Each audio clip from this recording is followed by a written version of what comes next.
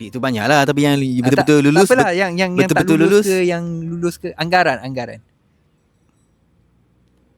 bukan skrip lah. Banyak pada proposal lah. Berapa banyak? Tak ingat. Anggaran. Sebab dalam laptop lama kan, dia dah hilang kan. Susah. Lebih 100. Mana ada 200. Puluh-puluh gitu je. Puluh-puluh je lah. Tak banyak. Faham. Idea tu banyak lah. Tersimpan gitulah. Boleh tahu tak berapa dia bayar untuk telefilm wayar putus tu, skrip yang dia beli? Boleh tahu tak?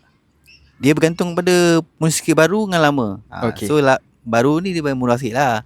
Bila lama tu dia tinggi dia. Boleh demand lah. Sama lah kalau telefilm, filem beza. Kalau telefilm, kalau orang lama dalam puluh ribu ada lah. Tu telefilm. Kalau filem lagi tinggi lah, 20,000 kat atas. 20,000 kat atas. Ke 50,000 boleh dapat tu. Kena katalah setahun buat 5 skrip. Satu pun tak apalah. Janji lulus lah kan. Masuk.